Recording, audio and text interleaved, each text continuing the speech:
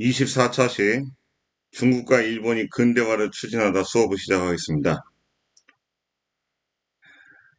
학습 목표는 중국과 일본의 근대화 과정을 살펴보고 이와 관련하여 조선의 개화파 형성을 설명할 수 있답니다. 중국의 양무운동과 일본의 메이지 유신의 내용에 대해서 살펴보겠습니다. 교과서 96쪽입니다. 동아시아의 변화와 근대적 개혁의 추진. 박 교수의 사랑방에서는 어떤 일이 일어났었을까? 여기 모인 모습이죠. 오른쪽이 박 교수고, 그 다음에 왼쪽에 앉아있는 사람들이 그와 관련된 이제 계아파들이 되겠죠.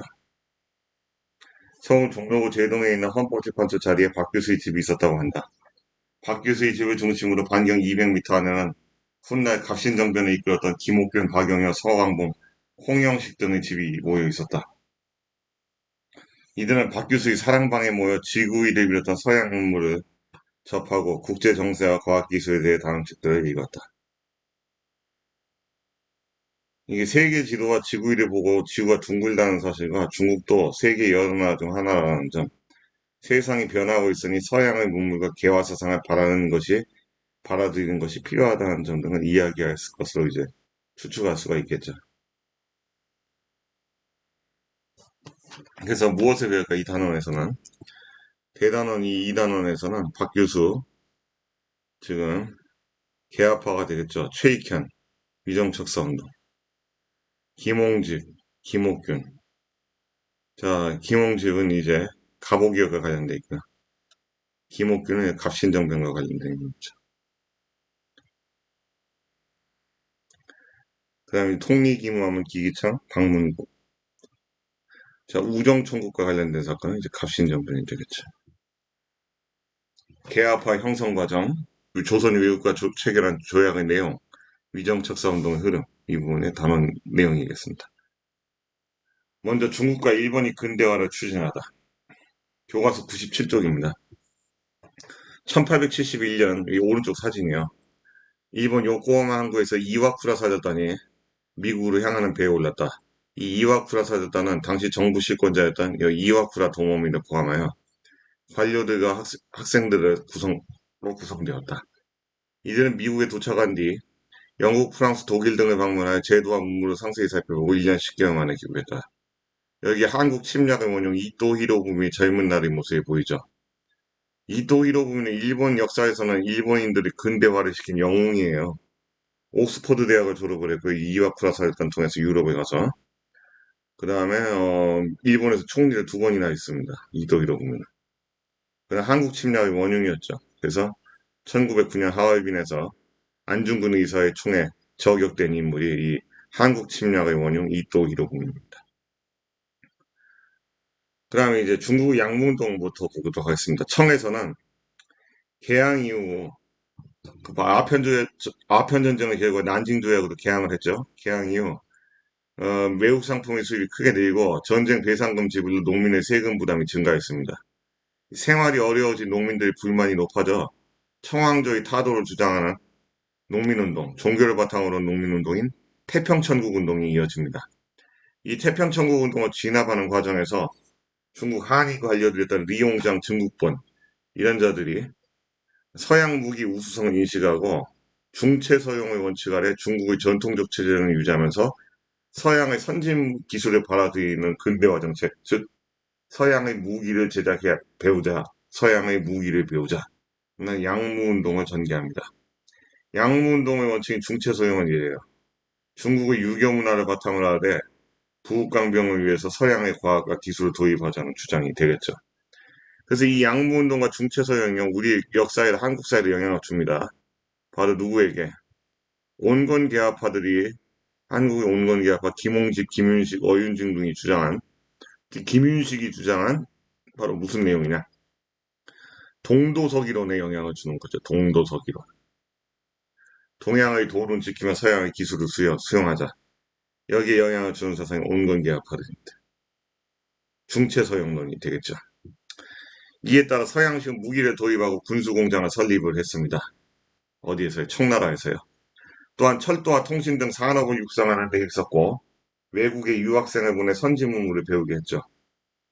그러나 양무운동은 지방관들이 지역별로 추진하는 통일성이 없었고 근본적인 제도 개혁 없이 서양의 기술만 받아들이자는 방식, 제도 개혁 없이 오직 기술만 수용하자는 방식으로 이루어졌기 때문에 뚜렷한 성과를 거두지 못하죠.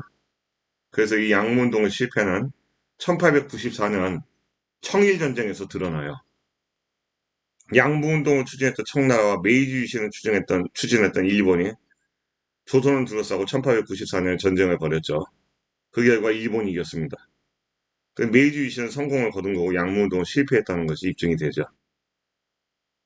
이 중체서양 한계는 서양 문물의 특징인 기술뿐만 아니라 제도와 사상까지 다 수용을 해가지고 전면적인 변화를 추구했으면 성공했을 수도 있을 건데 제도 개혁 없고 사상도 받아들이지 않고 오로지 뭐 전통적인 체제와 사상을 유지한 상태에서 기술만 사용하다 보니까 제대로 운영이 안 된 거예요. 어? 겉만 이렇게 커졌고 이렇게 무기 공장만 만들었지. 그래서 운영하는 사람들의 생각이 안 바뀌고 낡은 체제에서 낡은 사상에서 이렇게 운영이 되니까 운영의 미숙과 그 다음에 뭐죠? 무책임감 이런 것들이 결국에 청일전쟁의 패배를 가져왔던 거죠. 그 다음 이렇게 해서 내용 정리를 여러분들 정리해 보면 되겠습니다. 한번 일본의 메이지 유신을 보겠습니다. 일본에서는 개항 이후에 일본은 그 미일 화친 조약이죠, 개항에. 그래서 값싼 외국 면직물이 들어오면서 일본의 전통 관해수공업이 피해를 입고 물가가 크게 올랐습니다. 이로 인해 개항을 반대하던 세력들은 외세를 배격하고 막부를 타도하자는 이른바 존왕양이 운동을 전개해요. 왕을 에도 막부를 타도해서 일왕을 옹립을 시키고 서양 오랑캐를 몰아내자는 개항입니다. 이거 합쳐서 존왕양이. 이후 이들은 막부를 타도하고 국왕을 앞세워 새 정부를 수립했습니다.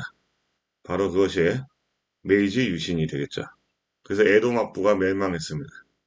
메이지 정부는 부국강병과 문명개화를 내세우며 문명개화, 근대적 개혁을 추진하게 돼요. 이것을 메이지 유신이라고 합니다. 1868년에 시작이 돼요. 유신은 개혁이라는 말의 의미로서 전면적인 체제를 바꾼다, 개혁의 의미를 띠고 있는 용어예요. 그러나 이게 항상 좋은 의미는 아닌데요. 메이지 정부는 중앙 집권적인 입헌 군준제를 수립하고 신분제를 폐지했습니다. 징병제를 채택하고 국민에게 납세 의무를 지게 했고 우리 초등학교에 해당되는 소학교를 세워서 국민 의무 교육을 실시합니다. 그리고 또 근대 산업 육성하고 철도를 비롯한 근대 시설물을 세우고요.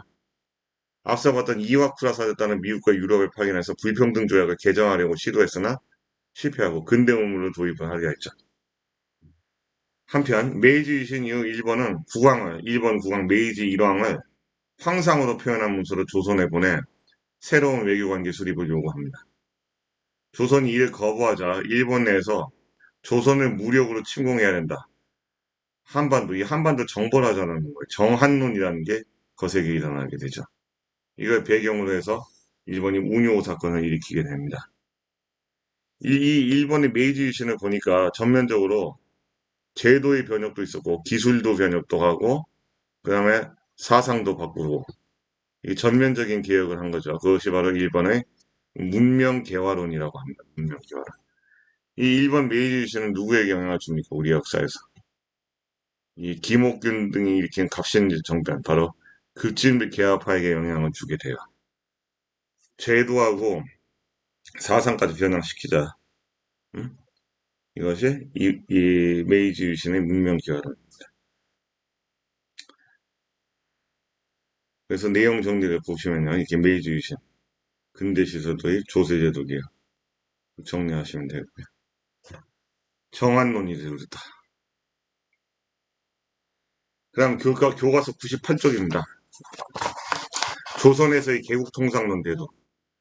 평에서 양무운동이 전개되고 일본에서 메이지 유신이 일어난 무렵 조선에서도 문호를 개방하고 서양과 통상해야 한다는 개국통상론이 대두를 하게 돼요. 개국통상론. 개국통상론은 누가 주장을 했느냐? 박규수, 오경석, 유홍기 등 초기 개화의 선구자들입니다. 이들 북학파 실학자들의 사상을 이어받았던 사람들이죠. 특히 연안 박지원의 손자 박 교수는요, 청을 왕래하여 서양 기술의 우수성을 경험을 했어요. 그 통역관이었던 오경석도 청을 드나들면서 해국도지, 영환지략 등을 국내로 들여왔고 박 교수에게 개화를 건의를 했습니다. 그 다음에 의사였던 의원인 유홍기 역시 오경석과 교류하여 문호 개방이 필요하다고 주장했죠. 유홍기는요, 김옥균을 비롯한 개화당 인사들을 지도하고 갑신정변을 막후에서 추진한 인물로 영향력이 매우 컸습니다. 왼쪽은 오경석이 가지고 들어온 해국도지와 영환지략입니다. 청의 위원이 1844년에 쓴 100여 권에 이르는 세계질서가 해국도지고 영국을 중심으로 각국의 지리, 산업, 인구, 병기, 과학기술 등을 소개한 책이죠. 영환지략은 청의 서기화가 1850년에 가능한 세계지리서인데 국가별 지도와 지리를 자세하게 설명을 했습니다. 이렇게 들어오면서 어, 조선인들이 지식인들이 세계에 크게 눈을 뜨는데 도움을 줬던 거죠. 이 개국통상론자들은 김옥균, 박영효, 김윤식 등 젊은 양반 자제들에게 세계 정세와 서구 문물을 소개해서 개화의 필요성을 역설을 했어요. 김옥균을 비롯한 이들은 개항 이후 정부가 개화 정책을 추진하자 실무 관료로 활동하면서 뭐라고 불렀느냐? 이 박교수의 제자들, 이들이 바로 개화파라고 불리게 되죠. 개화파.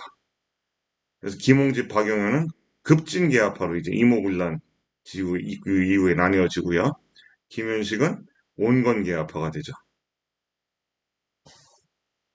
개화라는 것은 꽃을 열다 이런 뭐 직설적인 의미가 있지만 이것은 서양의 문물을 수용해서 문호를 개방하고 서양의 문물을 적극 수용하자, 서양의 문물과 제도를 수용하자는 입장을 보이는 사상 일체를 개화사상이라고 하는 겁니다. 그래서 내용 정리, 조선에서의 개국통상론 대도, 개화세력의 형성 배경, 개화세력의 형성. 그 다음에 교과서 98쪽 하단에 개화파 형성. 박 교수가 이 서양에 바로 이 보고한 내용이죠. 자료 2번은 오경석의 주장이죠. 지금 박 교수의 글을 보니까 서양인들이 이익을 얻지 못하고 있다. 중국인들이 서양 물건 눈을 실용에 맞지 않는다는 게다가 전에 강남에서 병력을 사용할 때는 중국이 서양의 대포를 많이 구매, 전쟁에 사용하여 서양인들이 이익을 보았으나 중국이 서양의 대포를 모방하여 만들어 그들이 대포를 구매하지 않으니 서양인들이 이익을 얻지 못하게 됐습니다. 즉, 박 교수는 양무운동을 높게 평가하고 조선도 이제 양무운동을 해야 된다 하는 입장을 보고하고 있는 거죠. 오경석은 중국에서 가져온 근대서적을 친구 유홍기에게 주면서 먼저 북촌 양반 자제 중에서 동지를 구해 혁신의 기운을 일으켜야 한다. 개화파를 키워야 된다. 양성해야 된다. 이런 주장을 하는 거죠. 조선의 정치 부패와 조선이 세계 정세에서 멀어지고 있다. 이런 상황을 비판하고 있어요. 그래서 1번 자료 1을 읽고 박 교수가 영향을 받은 중국의 근대화 운동, 청의 양무 운동이고요.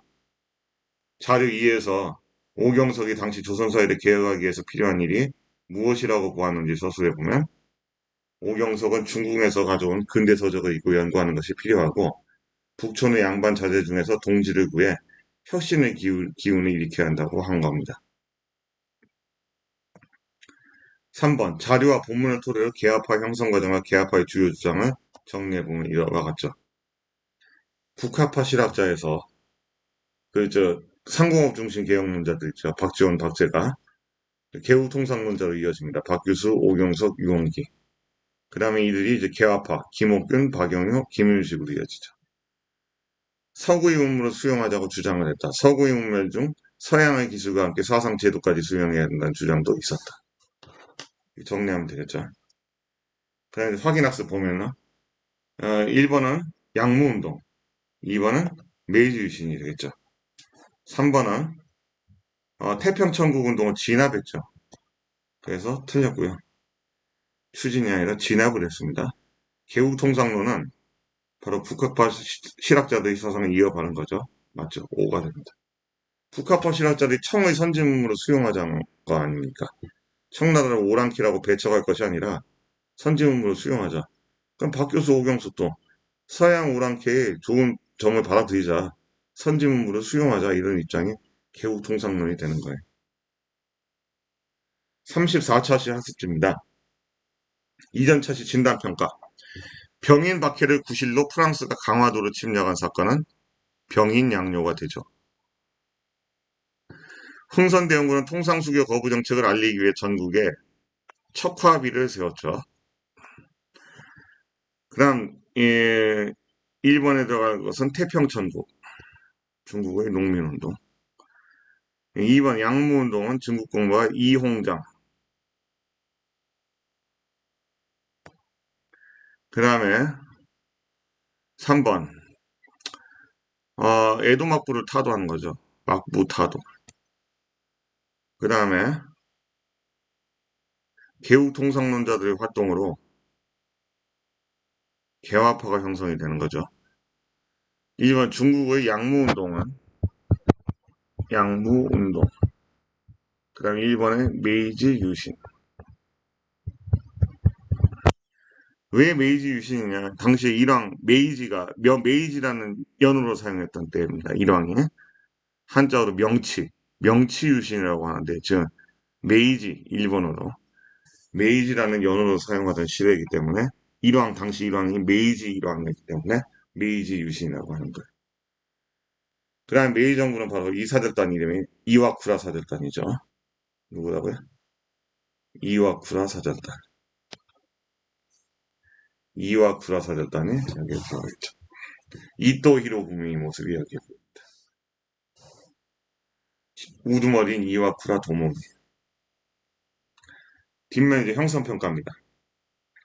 이용장 등 한인 관료들은 중체 서용을 내세우며 태평천국으로 추진한 거 아니죠. 진압했다. 그래서 X. 메이 정부는 중앙집권적 입헌군대 수립하고 근대산업 육성했죠. 맞습니다. 양무운동에 대한 설명. 존왕양이 운동을 전개했다. 이거는 메이지 유신의 과정이죠. 일본이에요. 일본에서 있었던 일입니다.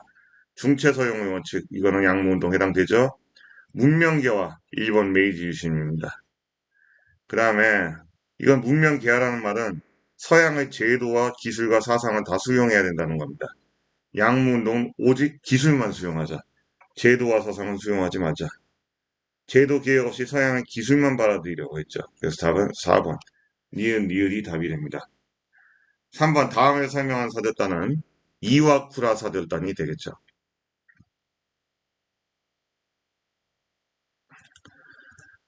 그 다음 4번에 오경석이 되겠습니다. 해국도자 영안지략을 갖고 들어왔다. 오경석. 다음 시간에는 강화도 조약으로 조선이 개항하다를 학습하겠습니다. 수고하셨습니다.